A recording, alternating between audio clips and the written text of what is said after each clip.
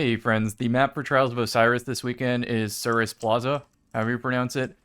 Oh, and I forgot to mention the weapon for the weekend, which is Shayura's Wrath. Also, I was wrong about the special ammo system in this video. Don't know how much I'm going to edit it.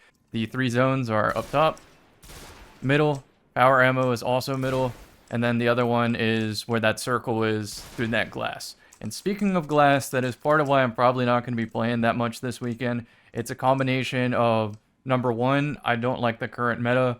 Number two, you can see through all of this glass, so when you think you're finally getting an opportunity to push up, they will physically see you through the glass and pre-throw a smoke in a swarm, and then you're just stuck for a little bit. So, all of this glass, the size of the radar, etc., make it really difficult to play this map, because when you're trying to get into a piece of cover where they can't see you before you peek, like right here, you get smoked out. Like one smoke right there, you already have to reposition. Cuts off the amount of map you can take, which is why my approach to this map has been very simple. Let me switch to controller here. That's what I ran it on. Just very, very casual controller gameplay. I was so reclined in my chair. I'd usually invis right about here, and I would hug these walls to try to get a radar read if somebody was close to me. Otherwise, I'm just looking for somebody getting greedy, jumping up top, and I'm cutting the pie, trying to stay really close to cover and suss out their locations, which is why you see like radar tuner, radar booster, etc. I pretty much always want to catch them looking at my team, not me. And I also want to catch them not behind the glass. But this is why I select the top location, because it gives you 4 different escape routes where you can ambiguously repeat. So let's just say like I'm caught, 2 of them look at me, smoke swarm flies my way, right? I can dodge out if I need to, use this invis, and then I can go down, or I can repeat up top again, or I can go around the other side. Also, these jump ups have been really useful for me. Or I can go around the other side and loop into them. And yes, I might ping on the radar once from being invis so long, but the thing is, I still have my teammates too, and it's not just about being off the radar, it's about timing my team fights with my teammates' aggression.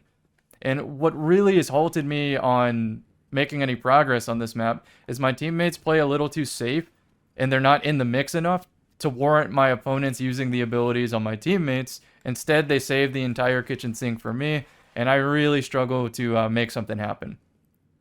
Next one to note is this head glitch is amazing, as well as hopping up on the glass to physically see through, which is once again a glass problem.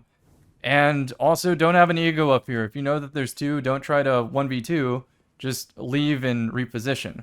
That's the final thing you can do if you're got here, and you see like 2 of them are weak and they're backing up into their spawn or whatever, but your teammates are also weak. You could just fully reset. You can back up all the way to your spawn and just chill. Try to get a new angle. Okay, so let's say going up top doesn't make any sense, like your entire team goes up there or whatever. You still want to be able to set up crossfires. So typically what I'll do is I'll hug this wall and sort of lurk with invis, get that 3rd person peek, and just sit. I try to wait until I see some fire, or hear some fire, or see somebody crossing, and sort of catch them in the jump or the sprint animation when they finally sat there long enough like this with the pulse rifle, that they eventually get bored enough to say, alright, I guess no one's there, let's go handle the noobs. Because that's usually how Trials matchmaking goes, is there's 1 better player on a team or 2 better players on a team, and there's always a weaker link, and so the opponent always wants to be looking for that weaker link to have the numbers advantage on the good player. This bottom part of the map, I always feel like I'm caught no matter what. Let's just run it back from starting spawn, right? Like you just spawned, grabbed your special ammo, I'll talk about special in a second, and then there's a number of things you can do. A lot of people jump up here immediately, but I found you can get insta-deleted if the entire enemy team went through the choke. Another thing of why I don't like this choke without stompies is a lot of people just blindly throw the smoke right there, and you're completely cut off from doing anything, which means that your next logical approach would be somewhere over here, and you're going to run into the glass problem again. This is nice because it gives you a way to split their grenades and find a safe way out to the middle of this map, which is great. And then there's another hallway like this that you can also cross, and then you get back into the glass territory. Look at what you can see from perfect safety right here, especially if you're off radar. It's a double-edged sword. If they don't see you, sprint towards them. If they see you, maybe it's worth breaking that glass line of sight, making it look like you're going to flank, and rewrapping again to try to make them look away. Something like that. Like, those are the mind games I'm trying to work with Invis, and the glass makes it so much harder. Okay, final scenario is you break through, you didn't get smoked. There's always someone that could be up top, so you have to be aware of that, which means when you hop up here, this is probably where you want to be, and close out your angles to the right. Because you can physically see when someone's up there. You're working a head glitch on this area. And you can also see through this glass to catch them. So this is a really powerful position, but I've caught so many people up here oblivious that I'm up top. I hope that this gives you an idea of where to start on this map, because otherwise I feel like it's just a speed boot race to the center for who sets up the smoke first. Smokes out the choke point, AoEs them, they're all rounded up together. Pretty easy pickings with the chaperone. I like LCs because when I'm at the top floor, I can still 0.67 people, which usually they don't react in time. They don't get their dodge off. Let's talk about the special ammo. The special ammo system is very obviously broken right now, where you persist ammo through the round so you can snowball. As long as you're primarying or use your special, and then right before the round ends, go to one of the special boxes at opposite sides of the map right here, grab your special, and then you can start off the next round with one special in your backpack, and then pull one special on your way to go to map control. Editor's note here, I did not see the starting special ammo crates existing, and the ammo persisting rules weren't that consistent. So if somebody knows what's going on with the special ammo system, can you write it in the comment section? Because I'd really like to know. Otherwise it feels like a guess if I'm going to have 1 bullet or 4 bullets whenever I spawn up. I don't think the zone placement really matters, but the hardest zone for me to take is that one right there. And typically I still approach it in reverse, where I start up top, cut the pie, then I start working aside, putting in damage. Maybe I invis and repeak, or invis and then try to match my teammates' angle and timing to delete somebody. Since I know getting someone weak when I'm not weak means that they're typically out of the fight. I have had first super majority of games, I think one person beat me to it with a well, so I'm not that concerned being on 5 intellect. But Tether worked out pretty decently for me. Past that, I think that's not everything.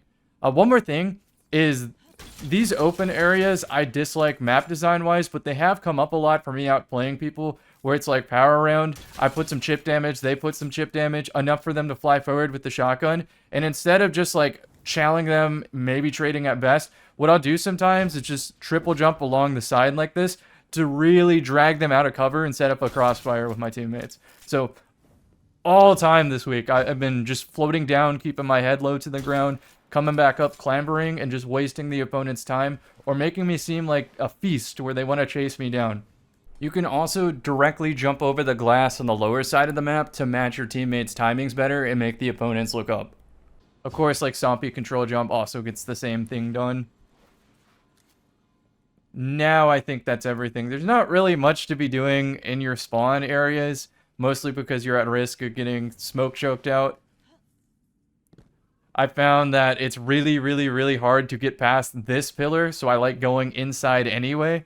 Even if I plan to approach this middle side, I'll just hug this wall. Sometimes I'll even smoke right here to invis and still peek it, even though I'm on the radar, obviously, because of the smoke. Sometimes I'll be able to get this free cross and be a lot closer than they think, and then time my second invis with that smoke breaking, so that as they're getting AoE choked in their spawn, I can come up and if it looks good, get the round over with like 2 minutes earlier. Which is a double-edged sword again, because you want your teammates to accumulate super and special ammo, especially when you have the man advantage, but you also don't want to risk your noobs running in and dying and having the round be reversaled, like I did to a lot of teams, just because they get impatient. So don't forget the zone doesn't mean you have to like physically stand on it. You can just use it as a deterrent for passive play. You stand on it, it highlights like 10%. You leave and start to regroup with your team and look for a team fight, keep the revives down. I would say your best chance of winning is playing elimination first, and then zone as a deterrent, and then zone. In that order.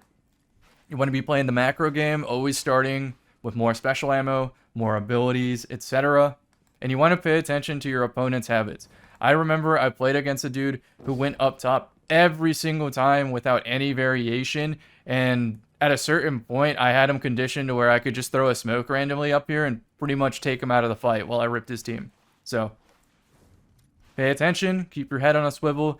This is not an easy meta, not an easy map.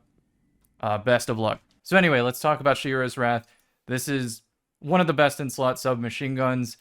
Has a great reputation in the community as one of the best submachine guns, so you probably already know. But in case you didn't, this time you can get Nadir Focus and Zen Moment to fight against Flinch, which are drastic upgrades to what was already the best in slot. Now for this right-hand column, you have a lot of choices, but let me first talk about this left one. I think Keep Away is perfectly fine, and for build-specific setups, Repulsor, Killing Wind, Strategist, all perfectly okay. And if you do the double SMG thing with Cascade Point, Discord, and another Harmony weapon, especially with the Diamond Lance glitch that activates it for whatever reason, then go crazy. But I want Zen Moment not just for the anti-flinch, but also the enhanced version. It's +5 stability. You don't need the enhanced version. It's hardly noticeable, if at all, and you would really only want it if you were like a die-hard SMG main, and depending on if you answer yes or no to that, you're probably using Peacekeepers.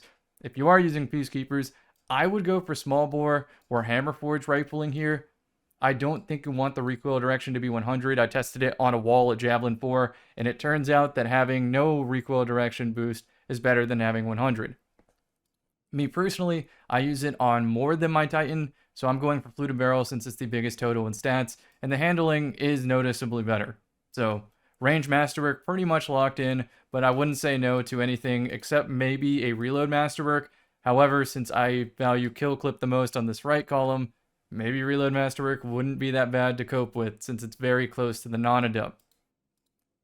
Let's talk about the other perks.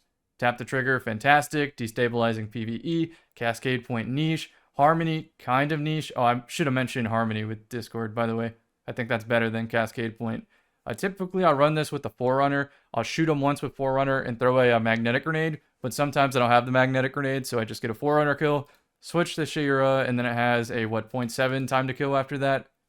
0.6 if you can get... Well, actually, a lot of people run tier 7 and below, so you'll probably see that 0.6 very often with that. But if you just throw on one surge, it'll reach the rest of the way. Then we have Target Lock. Get a raw 0.7 on tier 6, get the surge, becomes very consistent. But also we have the perk that came before Target Lock that we never appreciated, called High Impact Reserves. If you're a Peacekeeper Titan, this probably won't come up too much, but for other classes, especially Hunter with Marksman Dodge, yeah, it's kind of like Target Lock, except you don't actually have to hit your target the entire time. So this one might be slept on. It might be very good here. Still, I'm just going to go for Kill Clip, Small Brain, and if I happen to also roll Harmony or Target Lock, I would be very content. So that's what I'm going for. I like Shayura's Wrath for build craft things with void weapons, but not as a main weapon. For some reason, the sight's a little off-putting to me when strafing from left to right, and I don't really like it for that reason, despite me saying it is one of the best guns in the game, especially SMGs. But as you know, friends, a picture is worth 1,000 words, so I'm going to leave you a couple very casual Shayura sprees. They're not even really sprees, just a couple kills here and there, using controller, Gear Falcon, you know how it is. I'll see you in the next.